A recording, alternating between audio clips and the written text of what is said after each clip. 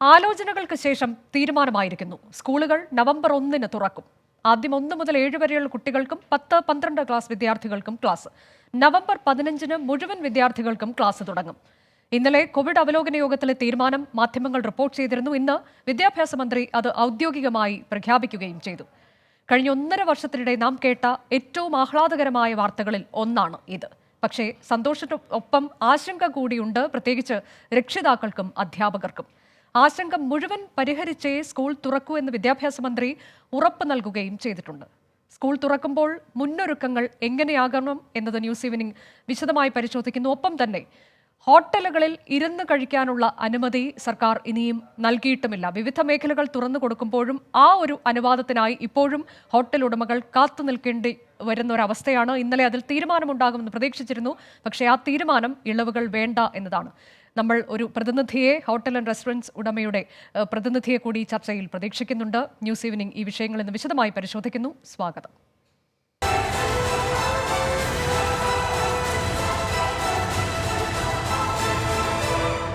ഇപ്പോൾ 2 ദിവസത്തിനകം ആരോഗ്യ വകുപ്പിലെയും പൊതുവിദ്യാഭ്യാസ വകുപ്പിലെ ഉന്നത ഉദ്യോഗസ്ഥന്മാരുമായിട്ട് ഇരുന്ന് ചർച്ച ചെയ്ത ശേഷം വളരെ വിപുലമായിട്ടുള്ള ഒരു പദ്ധതി തയ്യാറാക്കുന്നതാണ്. എല്ലാ നിലയിലും കുട്ടികളെ സംരക്ഷണം കൊടുത്തുകൊണ്ടും രോഗം വരാതിരിക്കുന്നതിന് വേണ്ടിയുള്ള എല്ലാ പഴുതും അടച്ചുകൊണ്ടും ഉള്ള ഒരു പദ്ധതി തയ്യാറാക്കുന്നതാണ്. ആരോഗ്യ വകുപ്പും വിദ്യാഭ്യാസ വകുപ്പുമായി സംയുക്തമായി തയ്യാറാക്കി ബഹുമാനപ്പെട്ട മുഖ്യമന്ത്രിക്ക് സമർപ്പിക്കുകയും മുഖ്യമന്ത്രിയുടെ അംഗീകാരത്തോടുകൂടി ഈ പദ്ധതി നടപ്പിലാക്കും. ന്യൂസ് ഈവനിംഗിലെ ഇന്നത്തെ അതിഥികൾ doctor S Santhosh, Anil M George, HSSTA general secretary Pathanamthitta, ഒപ്പം G Jayapal, KHRA general secretary, VS Athira രക്ഷിതാവ്. ആദ്യം ഞാൻ ആതിരയിലേക്കാണ് പോകുന്നത്.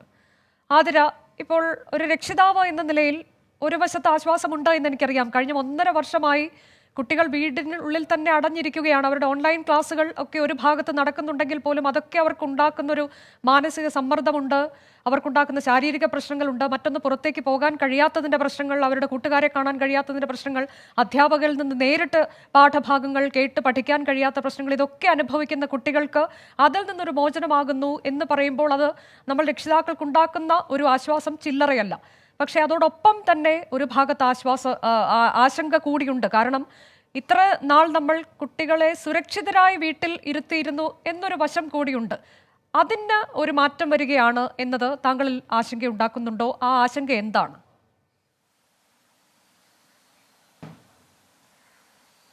ആശങ്കകൾ ഉണ്ടെങ്കിലും നമുക്കറിയാം, പെട്ടെന്നൊരു ദിവസമാണ് നമ്മുടെ കുഞ്ഞുങ്ങൾ സ്കൂളുകളെല്ലാം അടച്ച് വീടുകളിൽ ഇരിക്കപ്പെടേണ്ട ഒരു സാഹചര്യം ഉണ്ടായത്. കൊറോണയെ നമ്മൾ പ്രതിരോധിക്കുന്നതിന് വേണ്ടി കുഞ്ഞുങ്ങൾക്ക് ഓൺലൈൻ വിദ്യാഭ്യാസത്തിലൂടെ മികച്ച രീതിയിലുള്ള പഠനം നടത്തിക്കൊണ്ടിരിക്കുക തന്നെയായിരുന്നു. എന്നിരുന്നാലും അതിൽ കുറേയധികം പോരായ്മകൾ വരാൻ സാധ്യതയുണ്ട്. ഏതൊരു കാര്യത്തെയും പോലെ തന്നെ ഡിജിറ്റൽ പഠനത്തിൻ്റെ പോരായ്മ എന്നോണം കുട്ടികൾക്ക് എല്ലാ ശേഷികളും, പഠനത്തിലൂടെ നേടേണ്ട എല്ലാ ശേഷികളും ലഭിക്കുന്നില്ല. സ്കൂളുകളിൽ പോയി തന്നെ നേടേണ്ടിയുള്ള, അവരുടെ കൂട്ടുകാരോട് ചേർന്നിപ്പം കളിച്ചും ചിരിച്ചും നേടേണ്ടിയ പല കാര്യങ്ങളും അവർക്ക് ലഭിക്കുന്നില്ല. അതൊക്കെ തിരികെ കൊണ്ടുവരാനായിട്ടുള്ള ഒരു അവസരമായാണ് ഇപ്പോൾ ഈ ഒരു ശുഭവാർത്തയായാണ് ഞാൻ അതിനെ കാണുന്നത്. പലപ്പോഴും സ്കൂൾ PTA ഉൾപ്പെടെ ഞങ്ങൾ രക്ഷകർത്താക്കൾ ആവശ്യപ്പെടുന്ന ഒരു കാര്യമാണ്, വല്ലപ്പോഴെങ്കിലും കുഞ്ഞുങ്ങൾക്ക് ടീച്ചറിനെയോ കുട്ടികളെയോ ഒക്കെ കാണാനുള്ള ഒരു അവസരം ഉണ്ടാകണമെന്ന്. തീർച്ചയായിട്ടും ആശങ്കകളുണ്ട്, ആശങ്കകളില്ല എന്ന് പറയുന്നില്ല. അവരെ കുറച്ചുകൂടി കാര്യമായ രീതിയിൽ മാസ്ക് ഉപയോഗിക്കുന്നതിനും സാനിറ്റൈസർ ഉപയോഗിക്കുന്നതിനും ഒക്കെയുള്ള കാര്യങ്ങൾ പറഞ്ഞ് പഠിപ്പിക്കേണ്ടിയിരിക്കുന്നു. വീടുകളിൽ അവരതൊക്കെ ഉപയോഗിക്കുന്നുണ്ട് എങ്കിലും പുറത്തു പോകുമ്പോൾ ഏത് രീതിയിൽ ഇടപെടണം എന്നുള്ളത് കുഞ്ഞുങ്ങൾക്ക് ഒരു പരിശീലനം ലഭിച്ചതിന് ശേഷം മാത്രമേ. അതേപോലെ തന്നെ അധ്യാപകരുടെയും രക്ഷകർത്താക്കളുടെയും എല്ലാവിധമായ ആശങ്കകളും കുറച്ചുകൊണ്ട് നമുക്ക് സ്കൂളുകൾ വീണ്ടും ആരംഭിക്കേണ്ടതുണ്ട്. ഡിജിറ്റൽ പഠനം എന്നുള്ളത് ഒരു പൂർണ്ണമായുള്ള ശാശ്വതമായ ഒരു പരിഹാരമാവില്ലല്ലോ. ഉറപ്പായിട്ടും കൊറോണയോടൊപ്പം തന്നെ ജീവിക്കാൻ നമ്മൾ ഇനി പരിശീലിക്കേണ്ടിയിരിക്കുന്നു. അതിനുള്ള ഒരു ശുഭവാർത്തയായാണ് ഞാൻ ഇതിനെ കാണുന്നത്. അല്ല, അതായത് ഇപ്പോൾ ഞാൻ ചോദിച്ചത് 1.5 വർഷമായി കുട്ടികൾ നമ്മളുടെ വീടുകളിൽ ഇരിക്കുന്നു എന്ന് പറയുമ്പോൾ അതുണ്ടാക്കുന്ന പ്രശ്നങ്ങൾ ഒരു വശത്തുണ്ടെങ്കിൽ പോലും അവർ സുരക്ഷിതരാണ് എന്നൊരു ബോധ്യം നമുക്കുണ്ടായിരുന്നു. പക്ഷെ ഇനി നമ്മൾ അവരെ തുറന്നു വിടുകയാണല്ലോ ഒരർത്ഥത്തിലേക്ക്. അവരുടെ കുട്ടികൾ മറ്റു കുട്ടികളുടെ അടുത്തേക്ക് നമ്മൾ തുറന്നു വിടുമ്പോൾ അവർ മറ്റ് പല സാഹചര്യങ്ങളിൽ നിന്ന് വരുന്ന കുട്ടികളുമായി ഇടപഴകാൻ കൂടി പോവുകയാണ്. അവിടെ ഒരു ആശങ്കയുണ്ടോ എന്നതാണ് ഞാൻ ചോദിച്ചത്.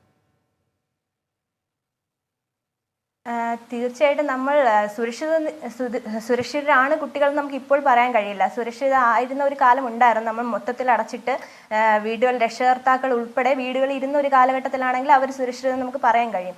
ഇപ്പോൾ രക്ഷകർത്താക്കളായ നമ്മളെല്ലാവരും പുറത്തേക്ക് പോവുകയും നമ്മുടെ ദൈനംദിന കാര്യങ്ങൾ ചെയ്യുമ്പോഴും കുഞ്ഞുങ്ങളെ മാത്രം വീടുകളിൽ നിർത്തിയിട്ട് പോവുകയാണ്.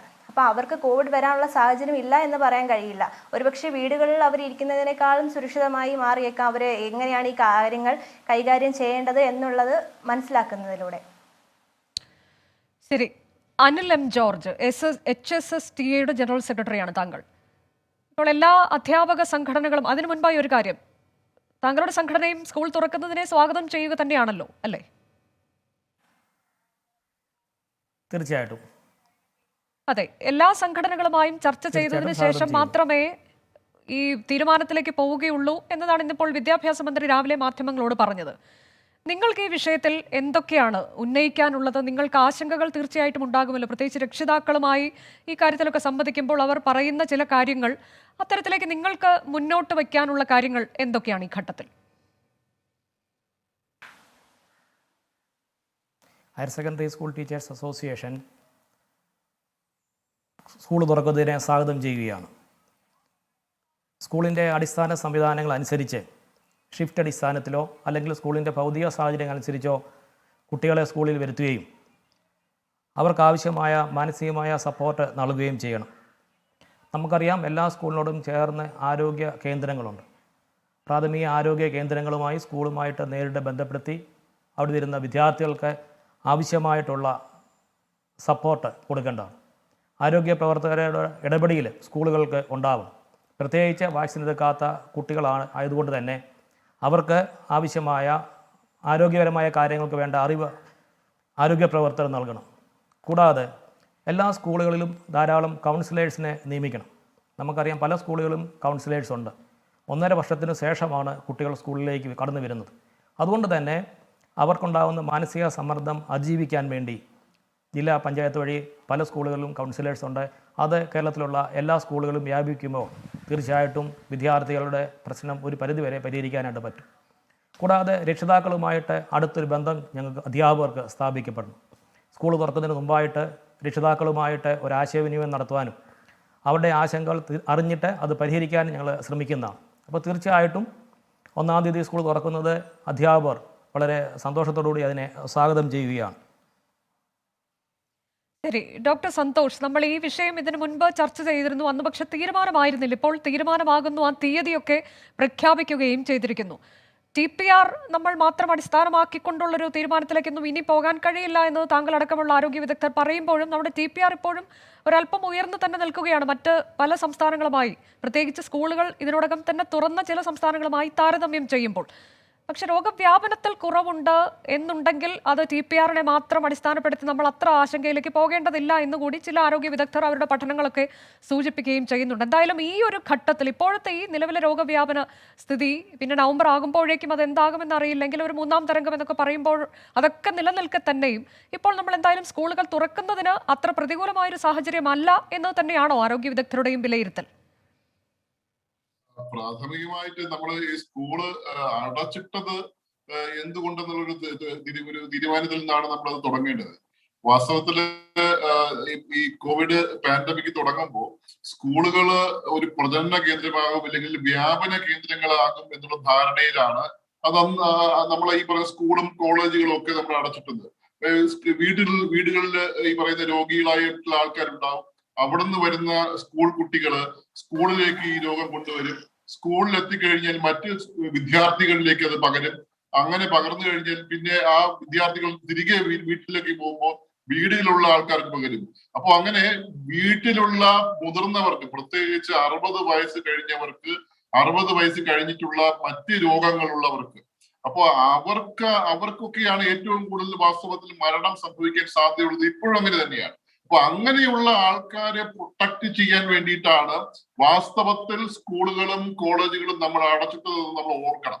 അല്ലാതെ ഈ സ്കൂൾ കുട്ടികളെ പ്രൊട്ടക്ട് ചെയ്യാൻ വേണ്ടിയിട്ടല്ല എന്നുള്ളത് നമ്മൾ അടിവരയിട്ട് മനസ്സിലാക്കേണ്ട കാര്യമാണ്. നമ്മളെപ്പോഴും കുട്ടികൾ എന്ന് പറഞ്ഞ് വലിയ ആധിയും ഈ പറഞ്ഞ ആകുലതയും കാണിക്കുമ്പോൾ കുട്ടികൾക്ക് വളരെ ഇപ്പോ പോലും ഈ വാക്സിൻ എടുക്കാതിരിക്കുന്ന അവസ്ഥയിൽ പോലും വളരെ സുരക്ഷിതമായിട്ട് സ്കൂളിൽ പോയിട്ട് തിരിച്ചു വരാൻ പറ്റുന്ന, അവർക്ക് ഇപ്പൊ അഥവാ ഇപ്പൊ രോഗം പിടിപെട്ടാൽ പോലും മിക്കവാറും ബഹുഭൂരിപക്ഷം പേർക്കും അസിംറ്റമാറ്റിക് ആയിരിക്കും.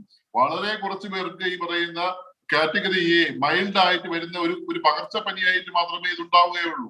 വളരെ റെയർ ആയിട്ട് മാത്രമേ നമുക്ക് ഈ പറയുന്ന ഈ ഒരു ഗുരുതരമായ പ്രശ്നമായിട്ട് മാറാവുള്ളൂ.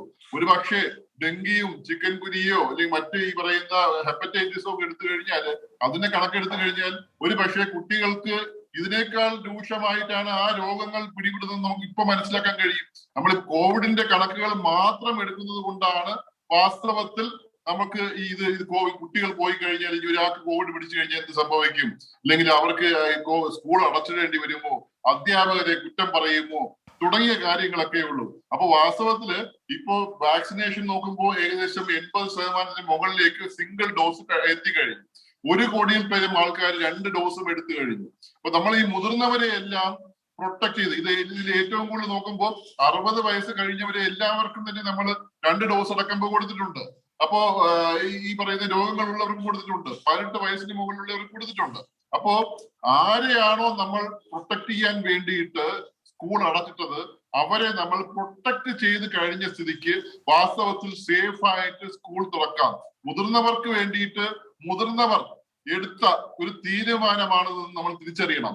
അതിനുവേണ്ടി പക്ഷെ അത് പറയുമ്പോൾ തന്നെ ഡോക്ടർ സന്തോഷ്, നമ്മൾ ചില വിദേശ രാജ്യങ്ങളിലെ കണക്കുകൾ കൂടി പരിശോധിക്കേണ്ടതല്ലേ? അവിടെയും ഇതുപോലെ തന്നെ വാക്സിനേഷനൊക്കെ നല്ല രീതിയിൽ പൂർത്തിയാക്കുകയും പിന്നീട് സ്കൂളുകൾ തുറക്കുകയും ഒക്കെ ചെയ്തെടുത്ത് വീണ്ടും കുട്ടികളിലൂടെ രോഗവ്യാപനം ഉണ്ടാകുന്നു, അത് മുതിർന്നവരിലേക്കും പകരുന്നു. അത്തരത്തിലേക്ക് സ്ഥിതി കുറച്ചുകൂടി ഗൗരവതരമാകുന്ന സാഹചര്യം അത് നമ്മൾ പല രാജ്യങ്ങളിലും കണ്ടതാണല്ലോ. അപ്പോൾ അങ്ങനെ ഒരു സാഹചര്യം ഇവിടെയും ഉണ്ടാകുമോ എന്നൊരു സംശയം സ്വാഭാവികമായും ആളുകൾക്കുണ്ടാകാമല്ലോ.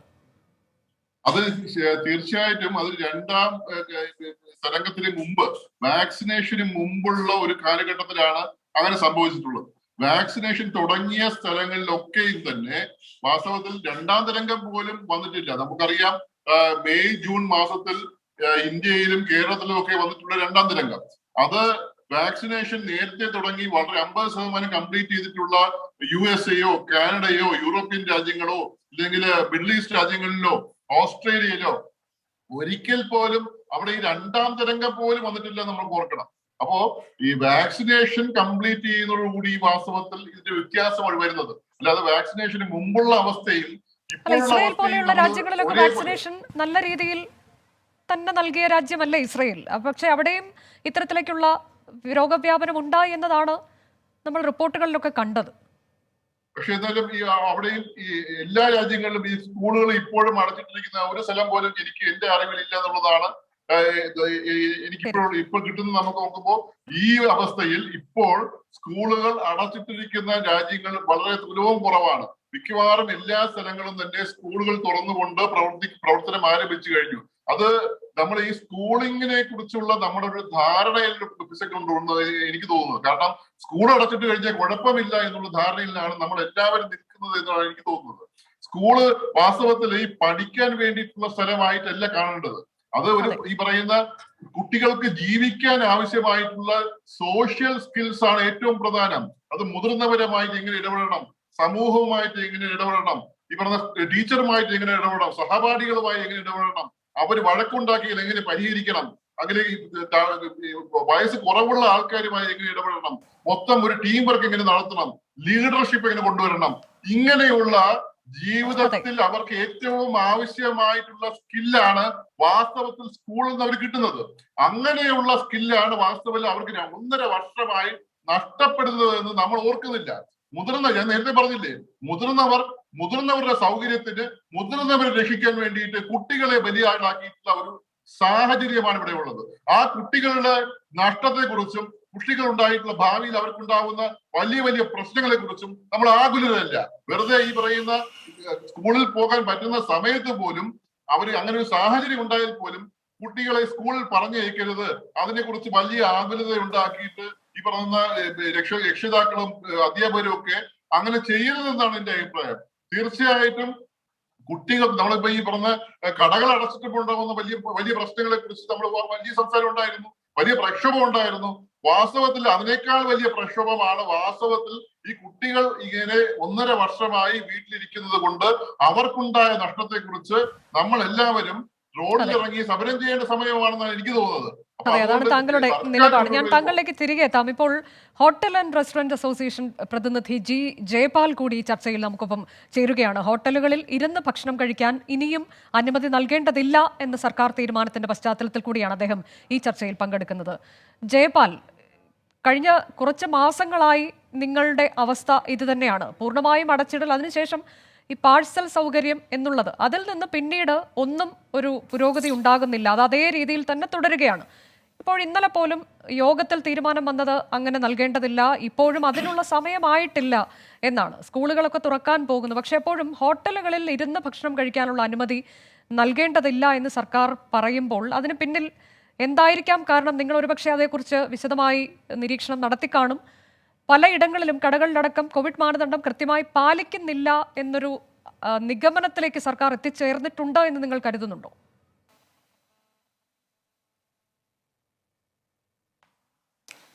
തീർച്ചയായിട്ടും കഴിഞ്ഞ കോവിഡ് അവലോകനം, അതോടുകൂടി കേരളത്തിലെ ഭക്ഷണ വിതരണശാലകളിൽ ഭാഗികമായിട്ടെങ്കിലും ഡൈനിങ് അനുവദിക്കുമെന്നൊരു പ്രതീക്ഷയോടുകൂടിയാണ് കേരളത്തിലെ മുഴുവൻ ഭക്ഷണ വിതരണശാലകളും നോക്കിക്കണ്ടത്. പക്ഷെ വളരെയധികം നിരാശയായിരുന്നു ഫലം. കഴിഞ്ഞ 4 മാസമായിട്ട് കേരളത്തിലെ ചെറുകിട ഇടത്തരം ഹോട്ടലുകൾ, പരിപൂർണമായിട്ട് എല്ലാത്തരം ഹോട്ടലുകളും ഡൈനിങ് ഇല്ലാതെ ഭാഗികമായിട്ട് മാത്രമാണ് തുറന്നു പ്രവർത്തിക്കുന്നത്. രണ്ടറ്റവും കൂട്ടിമുട്ടാൻ വിഷമിച്ചുകൊണ്ട് സ്വന്തം തൊഴിലാളികൾക്കും കുടുംബത്തിനെയും ഉപജീവനമാർഗം തടയപ്പെടുന്നൊരു സാഹചര്യമാണ് നിലവിൽ കേരളത്തിൽ ഹോട്ടൽ ഇൻഡസ്ട്രിയിലുള്ളത്. കടുത്ത വിവേചനമാണ് ഗവൺമെൻറ് ഞങ്ങളോട് കാണിക്കുന്നത്. ബാക്കി എല്ലാ സ്ഥാപനങ്ങളും തുറന്നു കൊടുത്തു. തുണിക്കടകൾ, സ്വർണ്ണക്കടകൾ, ഈ നാട്ടിലുള്ള മുഴുവൻ സ്ഥാപനങ്ങളും തുറന്നു കൊടുത്തു. ടൂറിസം മേഖല തുറന്നു കൊടുത്തു. ടൂറിസം മേഖലയിലേക്ക് വരുന്ന ടൂറിസ്റ്റുകൾ എങ്ങനെ ആഹാരം കഴിക്കും? ടൂറിസം മേഖലയിൽ വലിയൊരു പാരിസ്ഥിതിക പ്രശ്നം കൂടി ഉണ്ടാകുന്നുണ്ട്. കാരണം മുഴുവൻ ടൂറിസം മേഖലയിലും പൊതിച്ചോറ് കൊണ്ടുവന്ന് പ്ലാസ്റ്റിക് മാലിന്യങ്ങൾ തള്ളുകയാണ്. ഇതിൻ്റെ അനന്തര ഫലങ്ങളൊന്നും ഗവൺമെൻറ് ശ്രദ്ധിക്കുന്നില്ല. ഒരു വിഭാഗം ജനങ്ങൾ ഇവിടെ പട്ടിണി കിടക്കുമ്പോൾ, അതുപോലെ തന്നെ കടുത്ത വിവേചനം. നിയമസഭാ ക്യാൻറ്റീൻ തുറന്ന് പ്രവർത്തിക്കുന്നുണ്ട്, അവിടെ കോവിഡ് പകരില്ല. കളക്ട്രേറ്റിലെ ക്യാൻറ്റീൻ തുറന്ന് പ്രവർത്തിക്കുന്നുണ്ട്, അവിടെ കോവിഡ് പകരില്ല. സെക്രട്ടേറിയറ്റിലെ ക്യാൻറ്റീൻ തുറന്ന് പ്രവർത്തിക്കുന്നുണ്ട്, പോലീസ് ക്യാൻറ്റീൻ തുറന്ന് പ്രവർത്തിക്കുന്നുണ്ട്, കേരളത്തിലെ മുഴുവൻ ആശുപത്രികളിലെ ക്യാൻറ്റീൻ തുറന്ന് പ്രവർത്തിക്കുന്നുണ്ട്. അപ്പോൾ ഇതൊന്നും കോവിഡിൻ്റെ കാരണം പറഞ്ഞുകൊണ്ടല്ല, വേറെ എന്തോ ദുരുദ്ദേശം ഇതിൻ്റെ പുറകിലുണ്ടെന്ന് ഞങ്ങൾ സംശയിക്കുന്നു. നമുക്കറിയാം, കേരളത്തിൽ ഓൺലൈൻ ബിസിനസ് ചെയ്യുന്നത് പ്രധാനമായിട്ടും പ്രധാനപ്പെട്ട 2 കമ്പനികളാണ്. ഇവരെ സഹായിക്കുന്നതിന് വേണ്ടിയിട്ട് ഉദ്യോഗസ്ഥ ലോബി കളിക്കുകയും അതിന് നമ്മുടെ സർക്കാർ കൂട്ടുനിൽക്കുകയും ചെയ്യുന്നൊരു സമീപനമാണ് നമുക്ക് കാണാൻ കഴിയുന്നത്. ഇവിടുത്തെ പാവപ്പെട്ട ചെറുകിട ഇടത്തരം ഹോട്ടലുകൾ, ബേക്കറികൾ, ലോഡ്ജുകൾ, ഇതൊക്കെ വളരെ ഭീതികരമായിട്ടുള്ള അന്തരീക്ഷത്തെയാണ് നേരിടുന്നത്. ഞങ്ങൾക്കൊരു ദിവസം സ്വന്തം തൊഴിലാളികൾക്കുള്ള ആനുകൂല്യങ്ങൾ, നമ്മുടെ വീടുകളിലുള്ള ഭക്ഷണം, ഇതൊക്കെ എങ്ങനെ ഞങ്ങൾ കണ്ടെത്തും? കേരളത്തിൽ മാത്രം ഭക്ഷണ വിതരണ മേഖലയുമായിട്ട് ബന്ധപ്പെട്ടുകൊണ്ട് 15ഓളം പേര് ആത്മഹത്യ ചെയ്ത് കഴിഞ്ഞു. കുറച്ച് ദിവസങ്ങൾ കൂടി കൂടുതൽ പേര് ആത്മഹത്യയിലേക്ക് തിരിയും. ഞങ്ങൾക്ക് പ്രതിഷേധിക്കാൻ അറിയില്ലാത്തത് കൊണ്ടല്ല, ഇവിടെ ഗവൺമെൻറ് വെല്ലുവിളിക്കുകയാണ്. സാധാരണക്കാരായ ജനങ്ങളെയാണ് വെല്ലുവിളിക്കുന്നത്. മാസങ്ങളുടെ അടച്ചിടലിലൂടെ നിങ്ങൾക്കുണ്ടാകുന്ന ഒരു നഷ്ടത്തിന്റെ കണക്കൊക്കെ ഇതിനോടകം താങ്കളുടെ കയ്യിൽ ഉണ്ടാകുമെന്ന് കരുതുന്നു. ഒരു ദുരന്തം ഉണ്ടായപ്പോൾ അതിനോടൊപ്പം നിന്ന് പ്രവർത്തിച്ച ഒരു സംഘടനയാണ് Kerala hotel and restaurant association. അപ്പൊ ആ ഒരു സാഹചര്യത്തിൽ ഗവൺമെന്റിന്റെ ഒപ്പം നിന്ന് പ്രവർത്തിക്കുമ്പോൾ ഗവൺമെന്റ് ഞങ്ങളോട് കാണിക്കേണ്ട സാമാന്യ മര്യാദ പോലും ഞങ്ങളോട് കാണിച്ചിട്ടില്ല.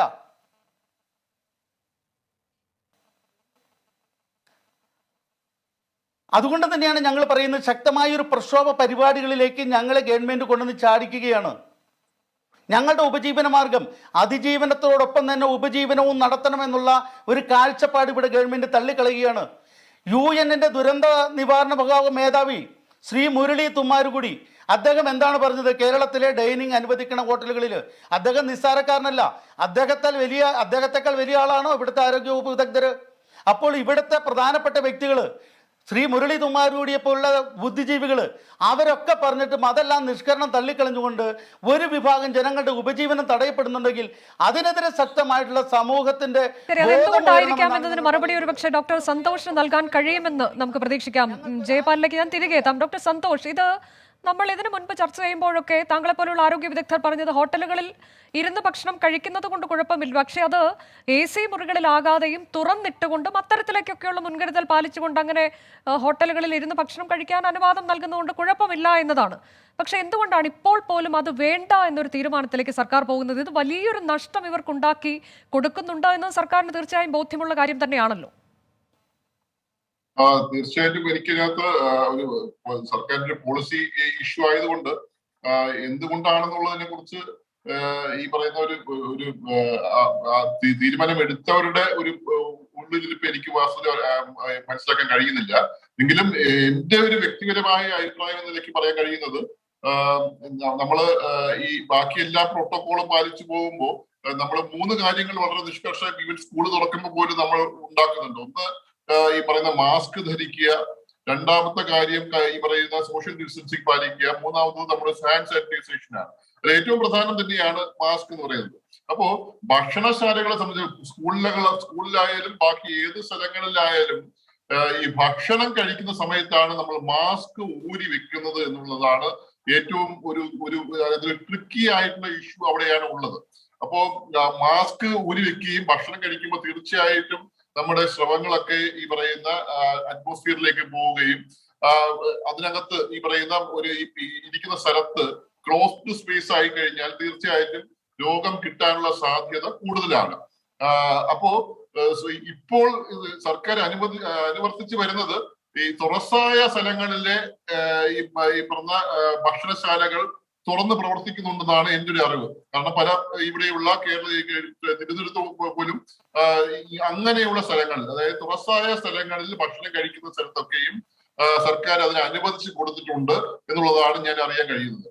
അപ്പോ ബാക്കിയുള്ള സ്ഥലങ്ങളിൽ അതിന്റെ പ്രോട്ടോകോൾ ചിലപ്പോൾ കുറച്ചുകൂടെ വേണ്ടി വരുമായിരിക്കും. ഒരു ഭക്ഷണശാലക്കകത്ത് എത്ര പേര് കഴിക്കാമെന്നും അത് എങ്ങനെ നിയന്ത്രിക്കാമെന്നും അത്രയും ആൾക്കാരായി തന്നെ എങ്ങനെ നിയന്ത്രിക്കാമെന്നും കഴിയുന്നിടത്തോളം ഈ പറഞ്ഞ ക്ലോസ്ഡ് സ്പേസ് ആയാൽ പോലും അതെങ്ങനെ കൂടുതൽ വെന്റിലേഷൻ കൊടുത്തുകൊണ്ട്, ക്രോസ് വെന്റിലേഷൻ കൊടുത്തുകൊണ്ട് കൂടുതൽ ഭക്ഷണം കഴിക്കാൻ പറ്റുന്ന കൂടുതൽ ഈ പറഞ്ഞ അങ്ങനത്തെ സ്ഥലങ്ങളായി ഈ പറഞ്ഞ ഈറ്റിംഗ് ഫ്രണ്ട്ലി പ്ലേസസ്. അപ്പൊ നമുക്ക് ഭക്ഷണം കഴിക്കാൻ വേണ്ടി സൗഹൃദമായിട്ടുള്ള സ്ഥലങ്ങൾ, അതായത് ക്രോസ് വെന്റിലേഷൻ ഉള്ള സ്ഥലങ്ങളിൽ തീർച്ചയായിട്ടും രോഗം പകരുന്നില്ല എന്ന് നമുക്ക് ഡോക്ടർ, എനിക്കിതിൽ സംശയം, അത്തരത്തിലേക്കൊക്കെയുള്ള കാര്യങ്ങൾ നിരീക്ഷിച്ചതിന് ശേഷമാണോ ഇപ്പോൾ സർക്കാർ ഇങ്ങനെ ഒരു തീരുമാനം എടുക്കുമ്പോൾ, ഇപ്പോൾ WIPR മാനദണ്ഡങ്ങൾ അത് ഇന്നലത്തെ യോഗത്തിൽ മാറ്റിയിട്ടുണ്ട്. 10% മുകളിലുള്ളിടത്ത് കർശന നിയന്ത്രണം എന്നതാക്കി. ആദ്യം അത് 7 ആയിരുന്നു, പിന്നീട് 8. ഇന്നലെ മുതൽ അത് 10 എന്നൊരു തീരുമാനത്തിലേക്ക് എത്തുമ്പോൾ പോലും പക്ഷേ ഈ മേഖലകളിൽ അല്ലാത്ത ഇടങ്ങളിലെ ഹോട്ടലുകൾ തുറന്ന് പ്രവർത്തിക്കാം, അത് ഇന്ന മാനദണ്ഡങ്ങൾ കൃത്യമായി പാലിച്ചുകൊണ്ടാകണം എന്ന് വേണമെങ്കിൽ സർക്കാരിന് തീരുമാനിക്കാമല്ലോ. അത് എന്തുകൊണ്ട് ഉണ്ടാകുന്നില്ല എന്നതാണ് അവരുടെ ചോദ്യം.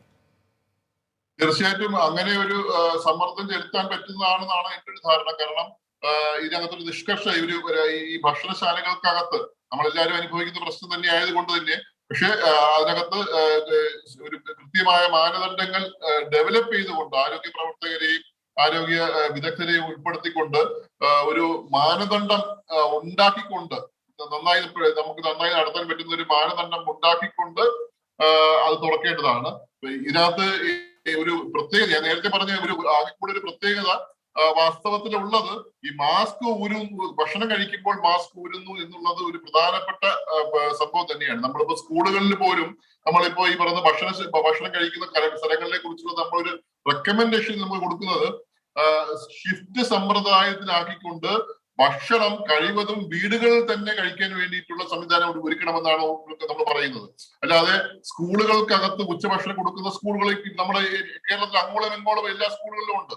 പക്ഷെ അത് അവർക്ക് പൊതിച്ചോറായിട്ട് വീടുകളിൽ കൊണ്ടു കൊടുക്കുകയോ അല്ലെങ്കിൽ ഷിഫ്റ്റ് സമ്പ്രദായം കൊണ്ടുവന്നിട്ട് അവർക്ക് വീടുകളിൽ തിരിച്ചു പോകുമ്പോൾ പൊതിയും കൊടുത്ത് വിട്ടുകൊണ്ടുള്ള ഒരു ഏർപ്പാട്, അല്ലെങ്കിൽ ഈ ഒരുമിച്ചിരുന്ന് ഭക്ഷണം കഴിക്കുമ്പോൾ സ്വാഭാവികമായിട്ടും ആൾക്കാരെ സംസാരിക്കുന്നുണ്ട്, മാസ്ക് ഊരി വെക്കുന്നുണ്ട്, സ്രവങ്ങൾ പുറത്തു വരുന്നുണ്ട്.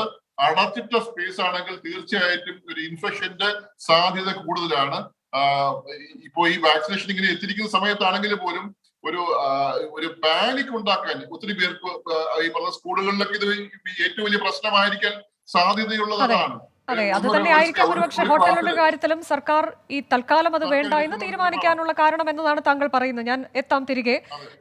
ആതിര, ഇപ്പോൾ ഡോക്ടർ ചൂണ്ടിക്കാട്ടിയത് വളരെ പ്രധാനപ്പെട്ട ഒരു കാര്യമാണ്. കുട്ടികൾ ഒരുമിച്ചിരുന്ന് ഭക്ഷണം കഴിക്കേണ്ടുന്ന ഒരു സാഹചര്യം, അത് വളരെ പ്രധാനപ്പെട്ട ഒരു കാര്യം കൂടിയാണ്. കാരണം മാസ്ക് ഊരി വയ്ക്കുന്നു, അപ്പോൾ അവരെല്ലാവരും കൂടെ ഒരുമിച്ചിരുന്ന് ഭക്ഷണം കഴിക്കാനുള്ളൊക്കെ സാധ്യത, അതിലൊക്കെ നിയന്ത്രണം ഏർപ്പെടുത്താം എന്നുള്ളത് തീർച്ചയായിട്ടും അവിടെ ഒരു കാര്യമായി നിൽക്കുമ്പോൾ തന്നെ ഇത്തരം കാര്യങ്ങളിലൊക്കെ നിങ്ങൾ എന്തെങ്കിലും തരത്തിലൊരു ആശങ്ക മനസ്സിലുണ്ടോ? പ്രത്യേകിച്ച് മാസ്ക്, കുട്ടികളാണ് അവർ, കാര്യങ്ങളൊക്കെ ഒരുപക്ഷെ മുതിർന്നവരെക്കാൾ കൂടുതൽ നന്നായി ഒക്കെ ചെയ്യുമെങ്കിൽ പോലും കുട്ടികളുമായി ഇടപഴകുമ്പോൾ ഈ മാസ്ക് ഒക്കെ മാറ്റി വെച്ചുകൊണ്ട് അവർ പ്രവർത്തിക്കുമോ? അങ്ങനെയൊക്കെയുള്ള ചില പേടികളൊക്കെ ഉണ്ടോ മനസ്സിൽ?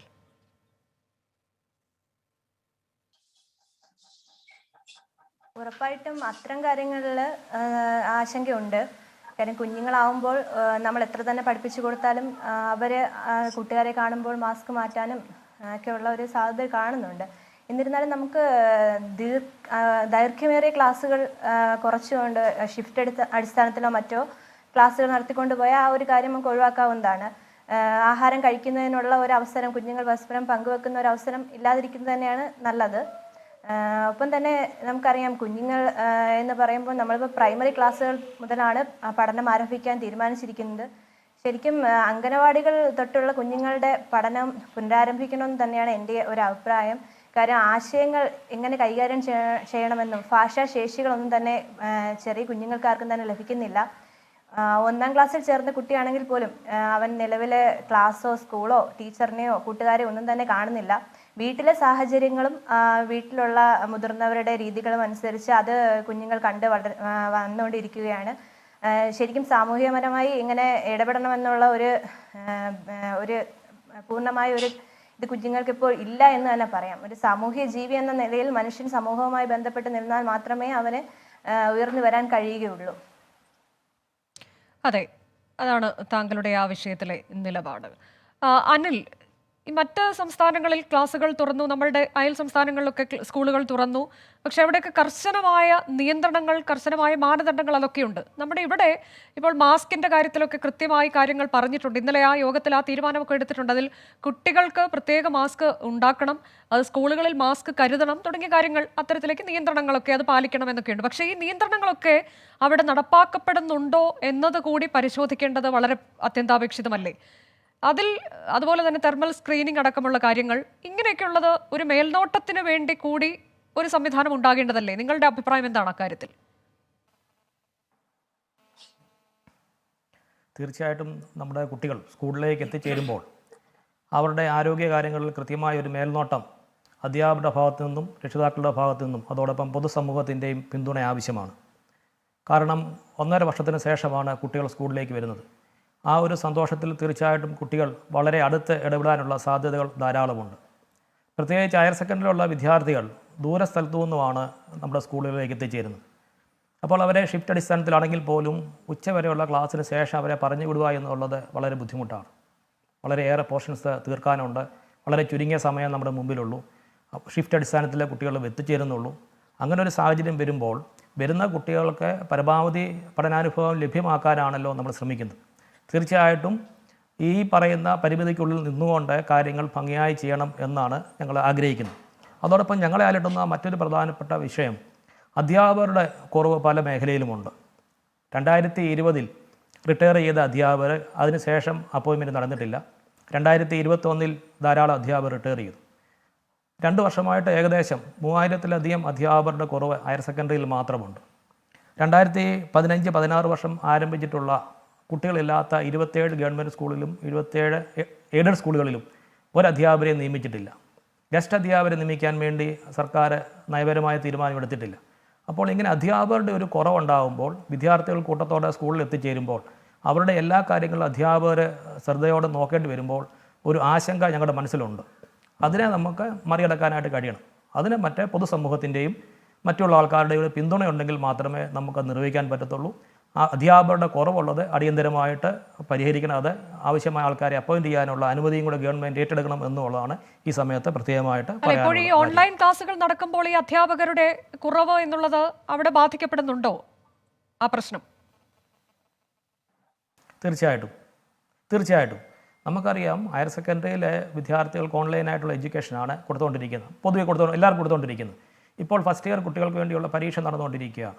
എന്നാൽ ഈ 2020-ലും 2021-ലും റിട്ടയർ ചെയ്ത അധ്യാപകർക്ക് പകരമായിട്ട് പുതിയ ടീച്ചേഴ്സിനെ അപ്പോയിൻറ്റ് ചെയ്തിട്ടില്ല.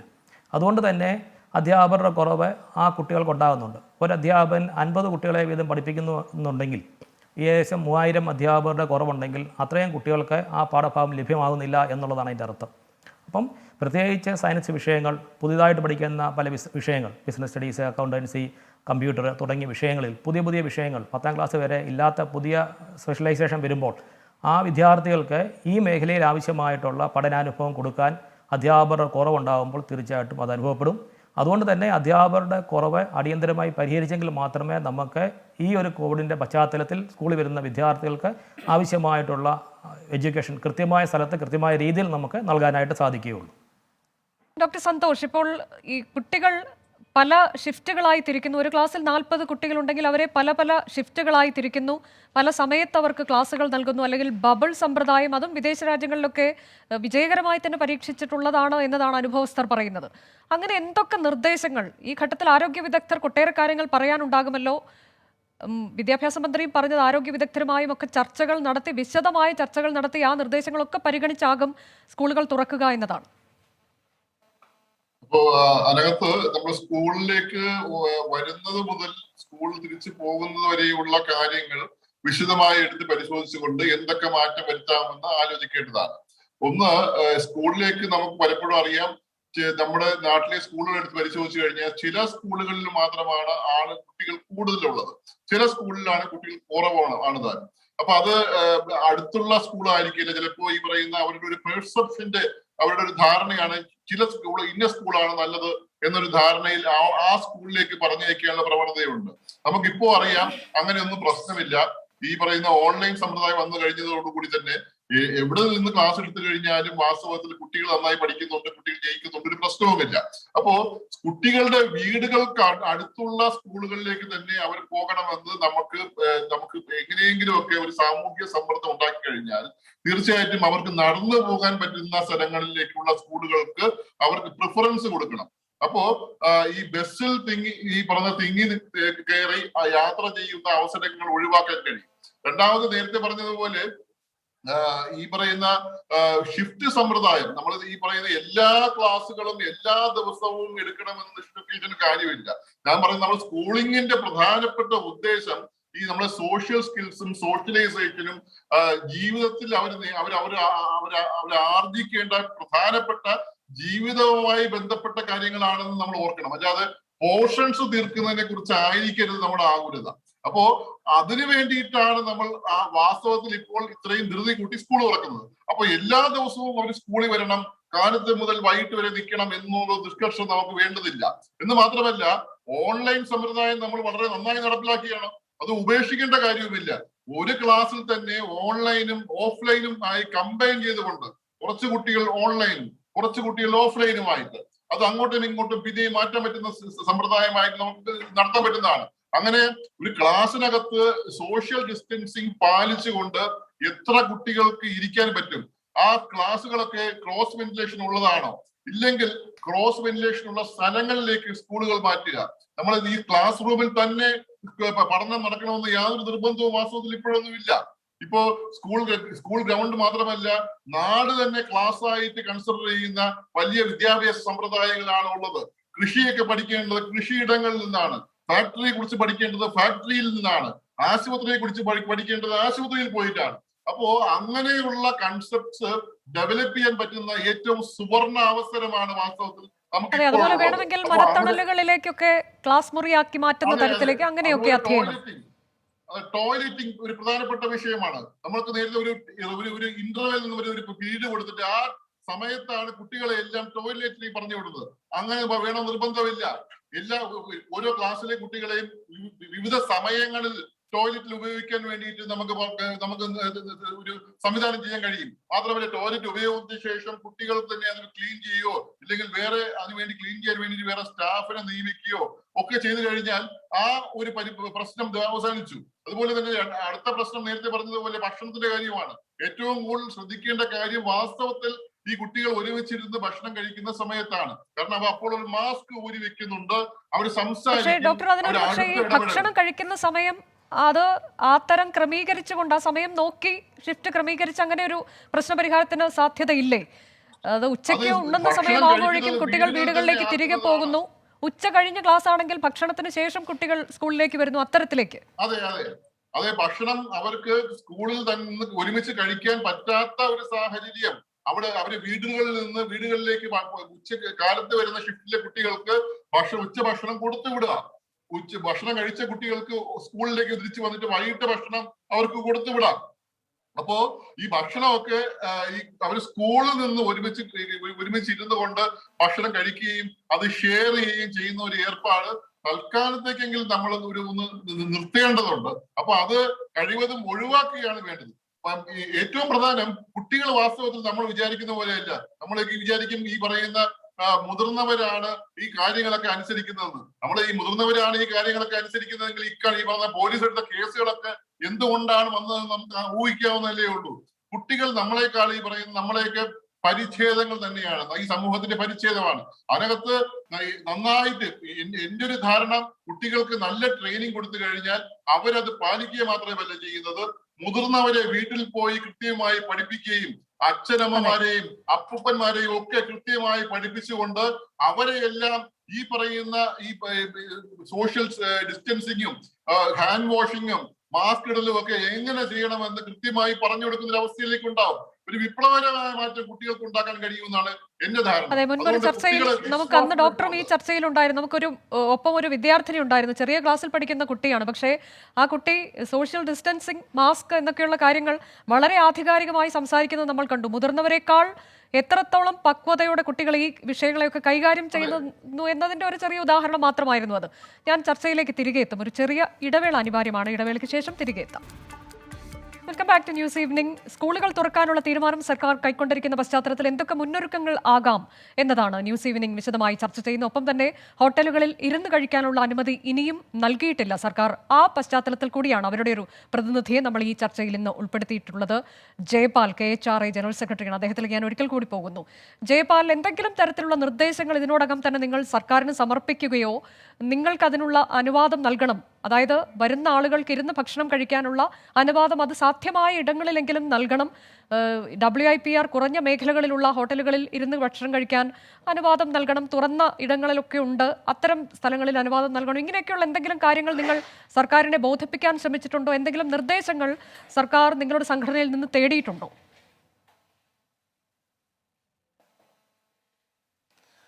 പല പ്രാവശ്യം ഇതുമായിട്ട് ബന്ധപ്പെട്ട നിർദ്ദേശങ്ങൾ നമ്മൾ സർക്കാരിൻ്റെ മുമ്പിൽ വച്ചിട്ടുണ്ട്. ബഹുമാനപ്പെട്ട കേരളത്തിൻ്റെ മുഖ്യമന്ത്രിയുമായിട്ട് നേരിട്ട് ഈ വിഷയം ചർച്ച ചെയ്തിട്ടുണ്ട്. ഈ വിഷയങ്ങളെല്ലാം സർക്കാരിൻ്റെ ശ്രദ്ധയിൽപ്പെടുത്തിയിട്ടുണ്ടെങ്കിലും സർക്കാർ അത് മുഴുവൻ അവഗണിക്കുന്ന ഒരു സമീപനമാണ് സ്വീകരിച്ചിട്ടുള്ളത്. ഇവിടെ ബഹുമാനപ്പെട്ട ഡോക്ടർ പറഞ്ഞു മാസ്ക് വയ്ക്കുന്നതുകൊണ്ടാണ് ഹോട്ടലുകളിൽ ഇരുത്തി ഭക്ഷണം കഴിക്കുവാൻ അനുവദിക്കാത്തതെന്ന് പറഞ്ഞു. അവിടെ നമ്മുടെ ഒറ്റ ചോദ്യമുള്ളൂ, മാസ്ക് വച്ചുകൊണ്ടാണോ നമ്മുടെ നിയമസഭാ ക്യാൻറ്റീനിലും സെക്രട്ടേറിയറ്റ് ക്യാൻറ്റീനിലും പോലീസ് ക്യാൻറ്റീനിലും ഒക്കെ ആഹാരം കഴിക്കുന്നത്? നിയമം 2 പേർക്ക് 2 രീതിയിൽ പാടില്ല. തുറസായ സ്ഥലത്ത് വെച്ച് ഭക്ഷണം കഴിക്കാമെന്ന് പറയുന്നു. ഇപ്പോൾ എന്താണ്, വൈറസ് വായുവിൽ കൂടെ പകരുമെന്നാണ് നമുക്ക് ലേറ്റസ്റ്റ് ആയിട്ട് അറിയാൻ കഴിഞ്ഞിട്ടുള്ളത്. വായുവിൽ കൂടെ വൈറസ് പകരുമ്പോൾ എങ്ങനെയാണ് തുറസായ സ്ഥലത്ത് വെച്ച് ഭക്ഷണം കഴിക്കാൻ സാധിക്കുന്നത്? അപ്പോൾ അതെല്ലാം അംഗീകൃത വ്യാപാരശാലകളെ, അതായത് ഇവിടുത്തെ നിയമാനുസൃതം പ്രവർത്തിക്കുന്ന വ്യാപാരങ്ങളെ ഇല്ലാതാക്കിക്കൊണ്ട് അനധികൃത സ്ഥാപനങ്ങളായ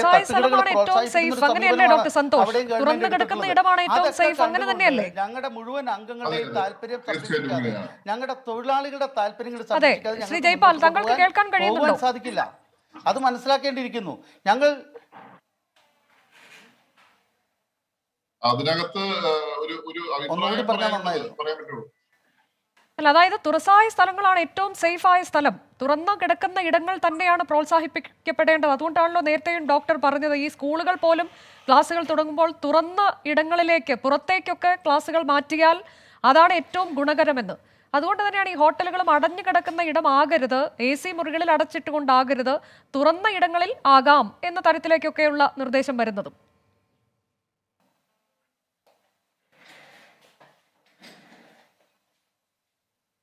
മാത്രമല്ല അത് തന്നെയാണ് നമ്മൾ പറയുന്നത്, തുറസായ സ്ഥലങ്ങളിൽ എങ്ങനെയാണ് സേഫ്റ്റി?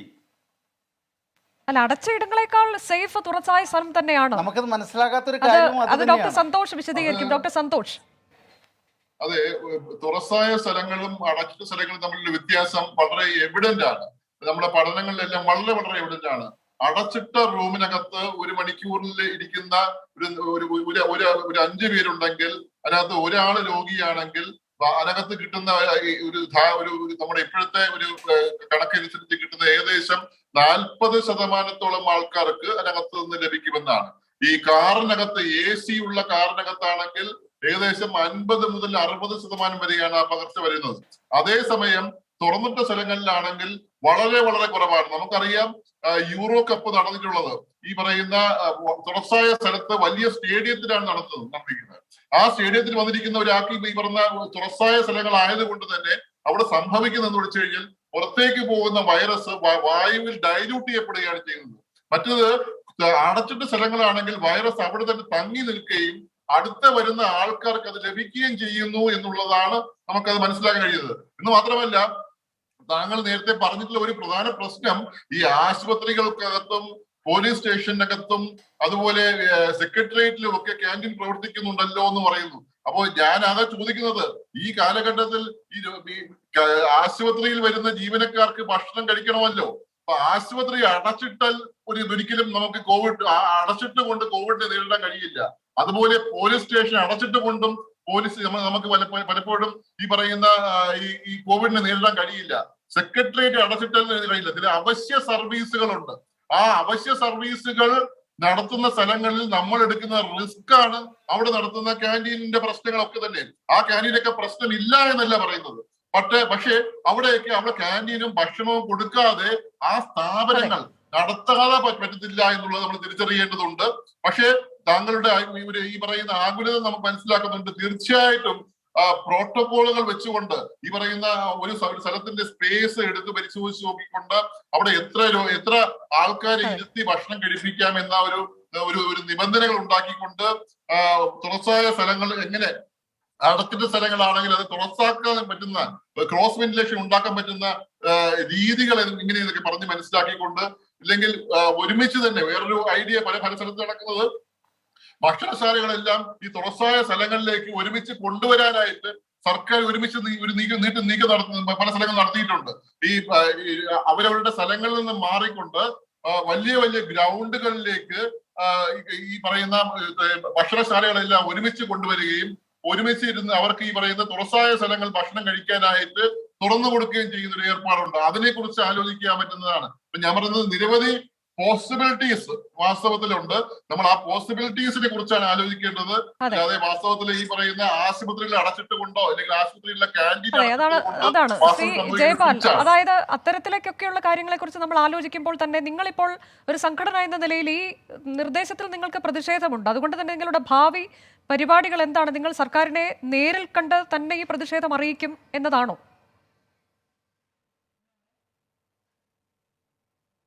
ഇവിടെ ഇപ്പോൾ ഡോക്ടർ പറഞ്ഞ കാര്യം പോലും നമുക്ക് 100% യോജിക്കാൻ സാധിക്കില്ല. കാരണം അവശ്യ സർവീസ് ആയതുകൊണ്ട് അവർക്കൊക്കെ, അതായത് നിയമസഭാ ക്യാൻറ്റീൻ പ്രവർത്തിക്കാം, പോലീസ് ക്യാൻറ്റീൻ, ഇതൊക്കെ അവശ്യ സർവീസിൽ എന്തും രോഗം പകരുന്നതിന് തടസ്സമില്ല.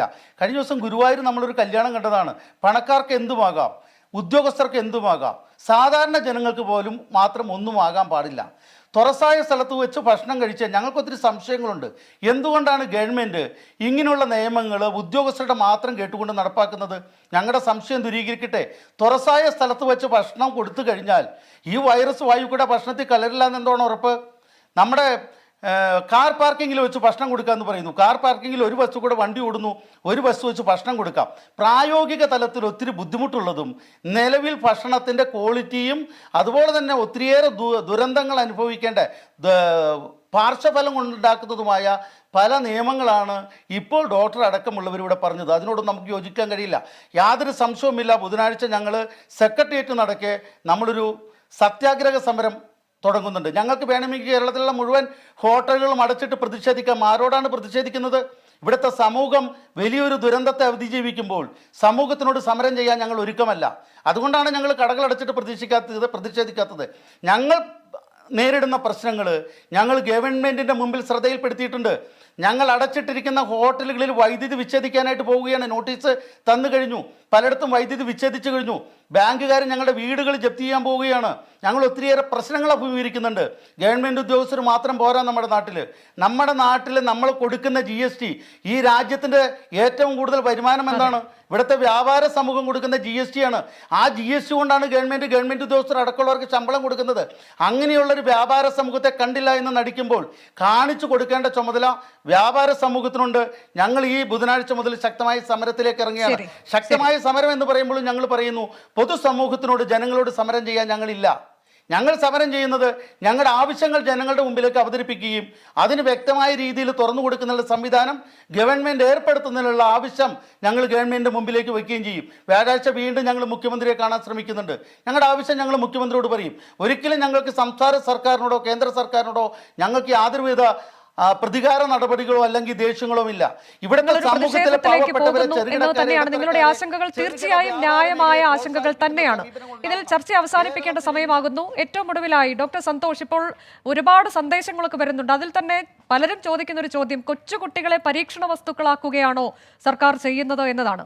അവർ മാസ്ക് വയ്ക്കുന്നത് കൃത്യമായിരിക്കുമോ പുറത്തേക്ക് പോകുമ്പോൾ എന്നുള്ള ആശങ്ക. നമ്മൾ ഡബിൾ മാസ്കിനെ കുറിച്ചൊക്കെ പറയുമ്പോൾ കുട്ടികൾ എങ്ങനെയാണ് ഇതൊക്കെ കൃത്യമായി വയ്ക്കുന്നുണ്ടോ, അങ്ങനെയൊക്കെയുള്ള ഒരുപാട് ആശങ്കകൾ പലർക്കുമുണ്ട്. കൊച്ചുകുട്ടികൾക്ക് ആദ്യം ക്ലാസുകൾ തുറക്കുന്നു എന്ന് പറയുന്നതിന്റെ അടിസ്ഥാനം എന്ത്? അത് പ്രതിരോധശേഷി കൂടുതലുള്ളത് കൊണ്ടൊക്കെ ആയിരിക്കാം. എങ്കിൽ പോലും അങ്ങനെ പരീക്ഷണ വസ്തുക്കളാക്കുന്നത് എന്തിനോ, ഇങ്ങനെയൊക്കെയുള്ള ചോദ്യം ഇത് പല കോണുകളിൽ നിന്നും രക്ഷിതാക്കൾക്കുള്ളതാണ്. അവർക്കുള്ള വളരെ ചുരുങ്ങിയ ഒരു മറുപടിയിൽ നമ്മൾ ഈ ചർച്ച അവസാനിപ്പിക്കും.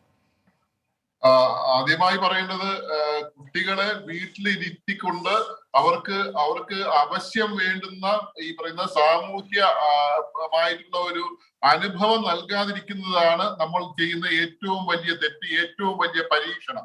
അവരുടെ ജീവിതത്തിനകത്ത് നോക്കുമ്പോൾ, കോവിഡിൽ എടുത്ത് പരിശോധിച്ച് നോക്കുമ്പോൾ കുട്ടികളിൽ ബാധിച്ചിരിക്കുന്ന വളരെ വളരെ കുറവാണ്. അത് ഈ പറയുന്ന ഈ വാക്സിനേഷൻ എടുക്കാത്തപ്പോൾ പോലും വളരെ കുറവാണ്. ഏറ്റവും കുറഞ്ഞ ഈ പറഞ്ഞ ചെറിയ കുട്ടികൾക്ക് പ്രതിരോധശേഷി വളരെ കൂടുതലാണ്. അതിനകത്ത് വൈറസിന്റെ ഈ പറഞ്ഞ റിസപ്റ്റേഴ്സ് വളരെ കുറവാണ്. അപ്പൊ അതുകൊണ്ടാണ് കുട്ടികളെ ആദ്യമായിട്ട് 5 വയസ്സുള്ള കുട്ടികൾക്കും അതുപോലെ തന്നെ വാക്സിനേഷൻ എടുത്തവർക്കും സ്റ്റാർട്ട് ചെയ്ത് കഴിഞ്ഞാൽ വാക്സിനേഷൻ എടുത്ത കുട്ടികൾക്കും നമുക്ക് ഇത് സ്റ്റാർട്ട് ചെയ്യാൻ, ഈ പറയുന്ന സ്കൂൾ സ്റ്റാർട്ട് ചെയ്യാൻ പറ്റുന്നതാണ്. ഒരു ആശങ്കയും വേണ്ട. വാസ്തവത്തിൽ ഇതിനേക്കാൾ വലിയ പ്രശ്നങ്ങളാണ് മറ്റു രോഗങ്ങളെ കൊണ്ടുണ്ടാവുന്നത്. അതുകൊണ്ട് നമ്മൾ ഈ ഒരു രോഗത്തെ പേടിച്ചുകൊണ്ട് കുട്ടികളെ നമ്മൾ ആദ്യം ഏറ്റവും പ്രാഥമികമായ കാര്യത്തിലേ ഉള്ളൂ. കുട്ടികളെ നമ്മൾ വീട്ടിലിരുത്തിയത് മുതിർന്നവരെ പ്രൊട്ടക്ട് ചെയ്യാൻ വേണ്ടിയിട്ടാണ്. താങ്കൾ തുടക്കം മുതൽ തന്നെ പറയുന്നതാണ്. വളരെ വ്യക്തമാണ് ആ നിലപാട്. ഒരാശങ്കയുടെയും ആവശ്യമില്ല എന്നത് തന്നെയാണ്. സ്കൂളുകൾ തുറക്കേണ്ടുന്ന സമയമായിരിക്കുന്നു. കുട്ടികളെ വീടുകളിൽ അടച്ചിടാൻ അനുവദിക്കരുത്. അവർ സ്കൂളുകളിലേക്ക് പോകട്ടെ. പക്ഷേ കൃത്യമായ മാനദണ്ഡങ്ങൾ, മുന്നൊരുക്കങ്ങളൊക്കെ ഉണ്ടായിരിക്കണം. അതവർ കർശനമായി പാലിക്കുന്നുണ്ട് എന്ന് ഉറപ്പുവരുത്തുക കൂടി വേണം എന്നുള്ളതാണ് നമ്മുടെ ഓരോരുത്തരുടെയും കടമ കൂടിയാണ്. ഈ ചർച്ച അവസാനിക്കുന്നു. വളരെ നന്ദി. ചർച്ചയിൽ പങ്കെടുത്ത doctor Santhosh, Anil M. George, Jayapal, ഒപ്പം ആതിര.